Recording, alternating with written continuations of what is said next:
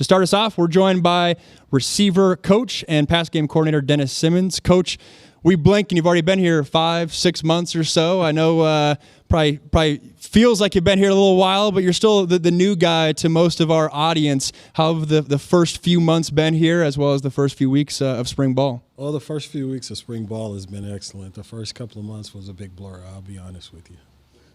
Yeah, it was I'm sure, like you said, you come in and things are going 100 miles an hour. Lincoln Riley comes in. Here you guys come in marching in town, and I'm sure it was a blur for you. I was just thinking about it today. You know, you guys go out there in the field on Tuesday, Thursday, Saturday. What's a Monday look like for you? What are you doing on a Monday? Are you around the guys? Is it recruiting day? What are you doing on a Mondays? It's a combination of both. Today, actually, we celebrated the life of Dave Nichols. So we was at his service this morning in Dallas, Texas, got on a plane, flew back here, had staff meeting, had position meetings, had walkthroughs, and now I'm here. Wow. What's that like for you guys? I know it's a sad passing. What's that like having to come together as a coaching staff while dealing with that tragedy? Our staff is truly like a family. So, you know, like anyone that has somebody in their family that is going through something, then everybody's all in with them. And it's, hey, what does he need, and what can we do to help him? So, I mean, that was the mindset of everybody on our staff, and you know, everybody was willing to pitch in and do whatever we could to make him comfortable and to help him out. Talking with receiver coach Dennis Simmons. Coach, one thing that's unique for us USC fans is the concept of an inside receivers coach and an outside receivers coach. What's the reasoning behind that? What does that allow you guys to accomplish, both from a coaching perspective, but then also if you're specialized in receivers in certain spots as well?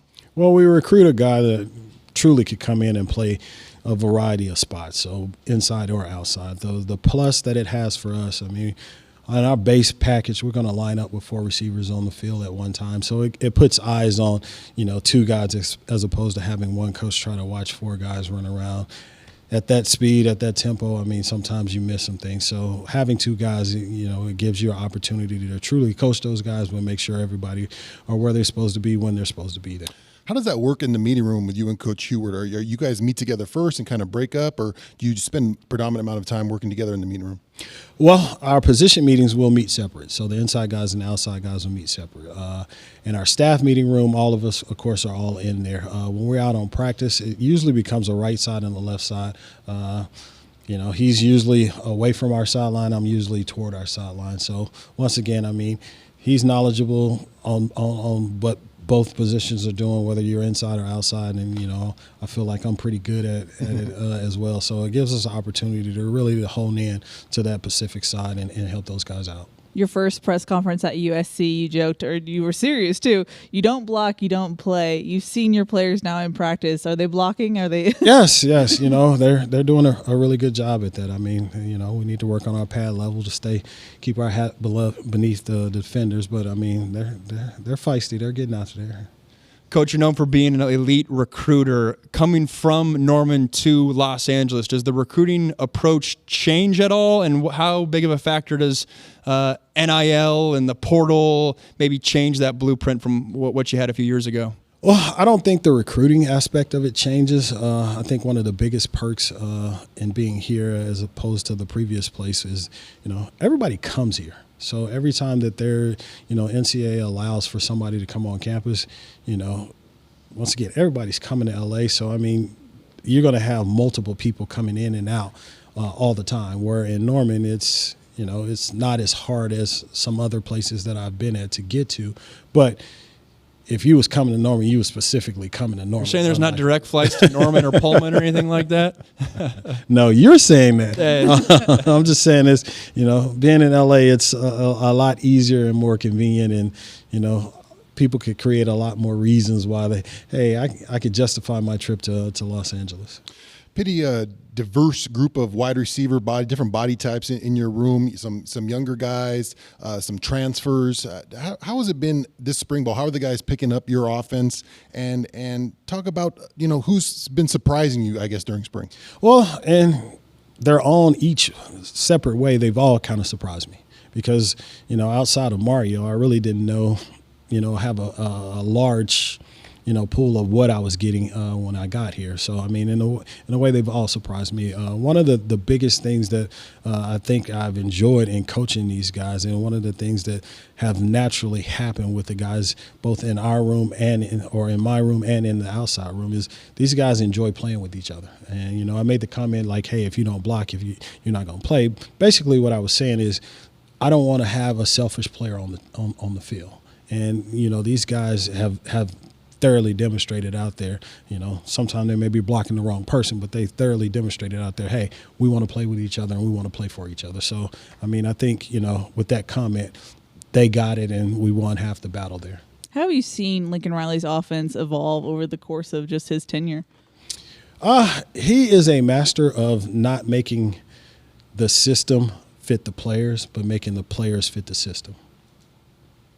Does that mean that you have to, mold each year with how Coach Riley adjusts the scheme, or do you have your core principles that never change? And if so, what are those principles as a receiver coach? Well, I think, in being especially in this day and age, you have to be flexible and have to be willing to change because, as Sean mentioned, not all of those guys are going to have the same skill set, the same body type. So, I mean,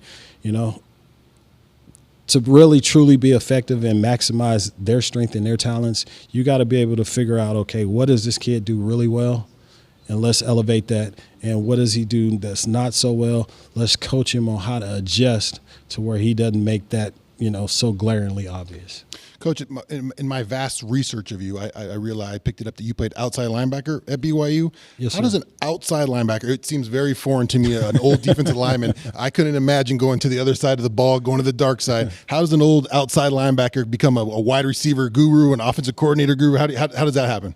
Well, a large part of it is I try to coach these guys that I'm working with to do a lot of the things that I hated when I was running around chasing after these little receivers. So that's the starting point. My coaching career started. I started coaching as a graduate assistant, right after I was done playing. So to create some separation between me and my former teammates, Coach Edwards was like, "Hey, we're going to move you to the offensive side of the ball." And once I went over there, I just never went back to the defensive side. You were part of one of the couple of coaches that came over with Lincoln in that initial move. You had a perception of USC. You got to see that final week of the regular season. How does that compare to what you know now about this team and now this evolved roster? Well, I think the personnel a lot better.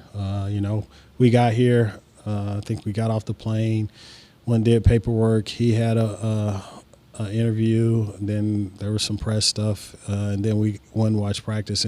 And honestly, going to watch that practice, it was basically being able to put kind of a face with a number, because at that point we really didn't know who was who.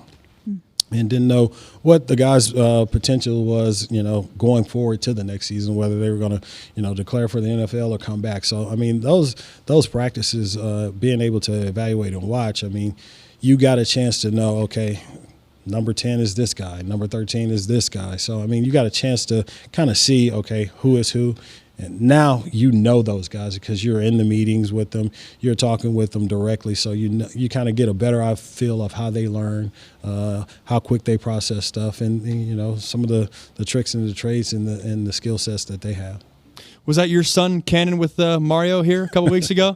Does he stick around the program a bunch? Adorable. Yes. That was his spring break week, and my wife tried to convince him to do other things, but he wanted to come to work every day. So there he we looked like go. a little coach. It was adorable. Big football guy, or still working for that? No, he enjoys football. He plays baseball right now as well, and for some reason, because of TikTok, he's fallen in love with hockey, so we'll see how that goes as well. Tough to do that in Los Angeles. Maybe not, though. We got a Kings community. Well, there's receiver coach and pass game coordinator Dennis Simmons.